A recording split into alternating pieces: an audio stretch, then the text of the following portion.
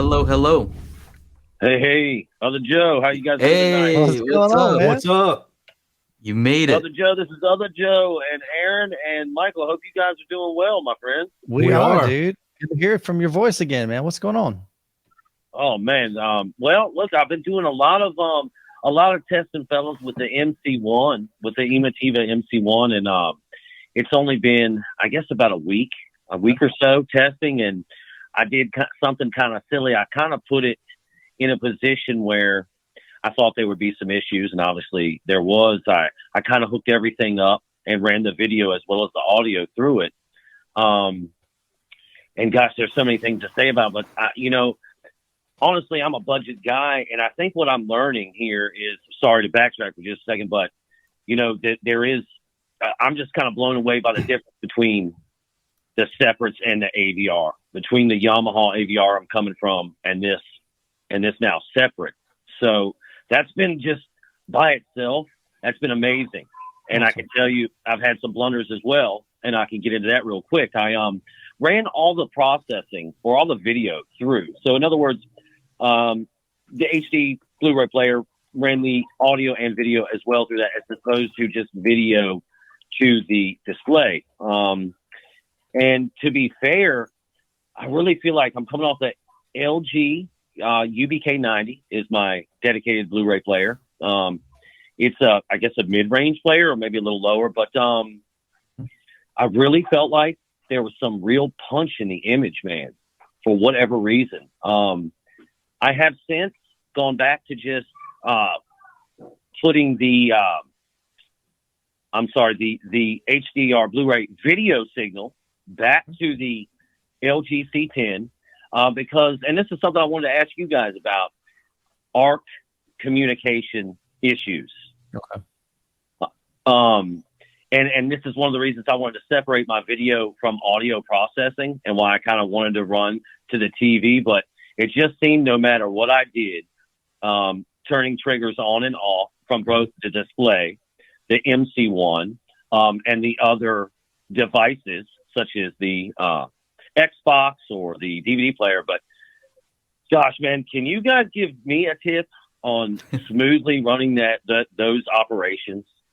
Oh, are you trying to rely on like eARC or like CEC to kind of control everything, yes, the volume? Yes, sir. It seemed like, well, really, it was for me. It was just getting everything to link together. When I turn the display on, I just want everything to turn on. Or sometimes, like I would turn on my DVD player, and then the two amps would cut off. Gosh, it's just been so. That's what honestly kind of pushed me to just go back to the original intent. And I said, well, let me just send all of the video through to the display, and I'll just let the MC1 handle the audio. So I kind of have rectified the ARC situation, not everything turning on, but as you all know, man, I have to turn on 3-4 different things at a time. It's back to that mess. So, there's that. And, honestly, I think that the biggest thing I can note right now is that when plugging up the system, I'm running 5.2.2. I automatically thought to plug up my heights into the front height channel, which just made sense to me. So then I demoed about 4 movies. 2 of those were Blu-rays, 2 of those were 4Ks, but only 2 of those had a 7.2 soundtrack. And I was kind of wondering, where is this? I was feeling great separation, but I wasn't hearing a whole lot of height. So when I finally did run the calibration, the EmoQ, to test that, see how it was, I realized that I was getting no signal from the front height speakers. And in doing a little bit of problem solving, I figured out that when you're only running 2 height channels, and for me, they're in the front, they had to be plugged into the middle height channel input into the MC1. So I thought that was a little strange as well. But it did end up working out once I figured that out. And, of course, then I went back and demoed the same 2 movies I had demoed before with the 7.1 Atmos soundtracks. And, of course, everything sounded lovely again. So I guess just because I don't want to take everybody's time, I'll just say that, this is the most probably entry level processor you can get. I would absolutely not hook up a new gen console to it. I did do that, and I can say honestly, the degradation in the image, even at 4K 60, was not good. So yeah, don't even think about hooking up a new 2.1 system to that guy, Xbox or PlayStation 5, right. I would imagine. And also, I would probably leave the video processing alone. But I'm just amazed, guys, at the difference going from the AVR to the processor in my humble setup. It has been amazing, and I really appreciate EmoTiva for allowing me to get here because of my income level. It's allowed me to kind of move into this separate space, and I really appreciate you gentlemen for just allowing me to share my excitement. Yeah, and I just appreciate it, man. And I hope that all of us that listen to you guys, I know we all appreciate you, but I hope we all understand that I don't think it really matters what price point we're at, gentlemen. I think we can all have access to HiFi. And that's about it. Or at least have fun with it, right? So Joe, exactly. I have a question for you. Yes, sir. How do you think that EmoQ, you think it works pretty well, like going before and after? That's what I was kind of curious. I'm actually glad you brought that up, man. So when I did do the correction, I used the mic supplied. However, I do have I did order the the UBK1. UMIC one, yeah. The mini DSP. Of course, you guys talk about those mics a lot. So I looked into it. I got that mic. I haven't used it yet, but I wanted to see how the EmoTiva mic went. And what I can tell you is I only had to make, for distance levels, I only had to make 2 adjustments on 2 different speakers, and they were literally within inches of each other. So I thought that was good. Now, after that, I did I pulled out the old, the sound meter there, and I have everything to 75 dB, and man, it was all right there. So I can't really tell you how bad EmoQ was. I've just heard about it and read about it, how bad it was. But I can tell you, as far as the distance, measuring the distance to the speakers and the listening position, they were right on point with that. And this is what I would say as well. My lack of experience, Joe, is probably hard for me to answer this question for you because I'm still hung up on the fact that I actually now have this, what I would call clear audible separation, my friend. It's just the things are more clear. I'm hearing things like people walking on snow. I heard that in Everest, just clear as day.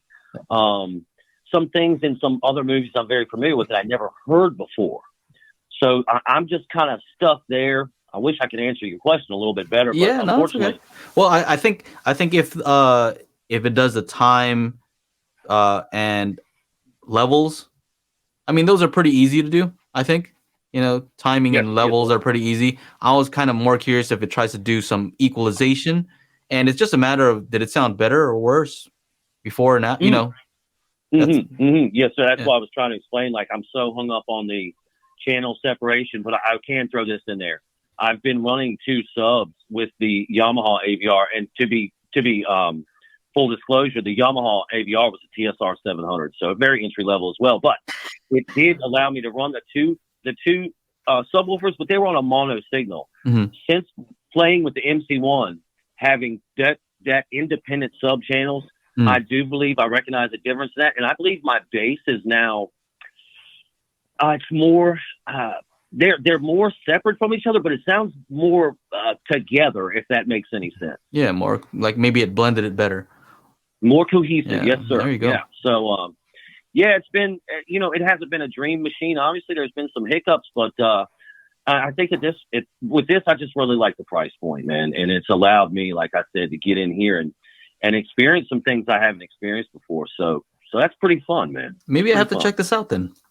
Maybe I should check Yes, this sir. out. Hey, I would love to hear your thoughts because you're the man when it comes. You and Aaron, you guys got that measurement stuff down. How about Michael? Michael's sitting right here too. I don't have the measurement stuff down, man. I'm the end user.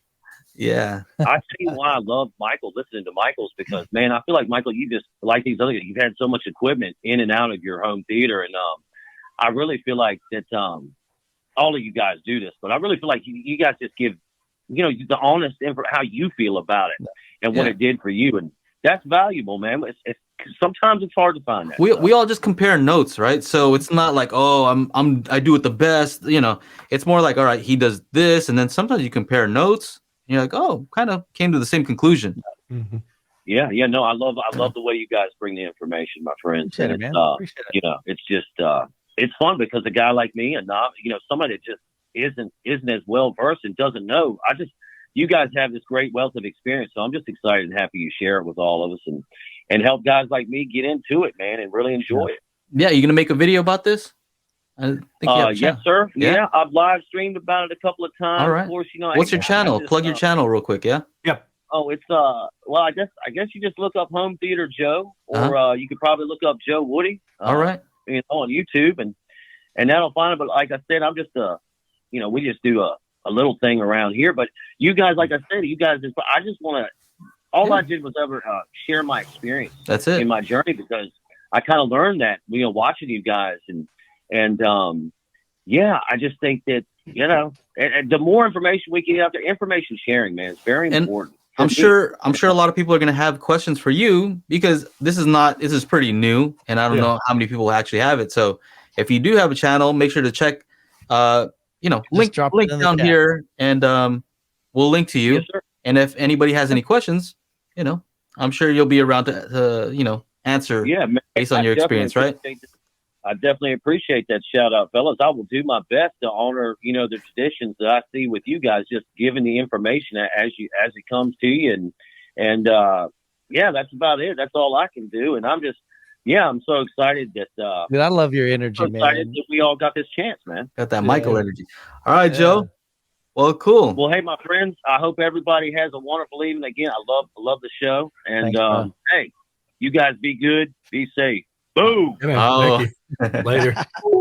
Dude, I love Joe's energy.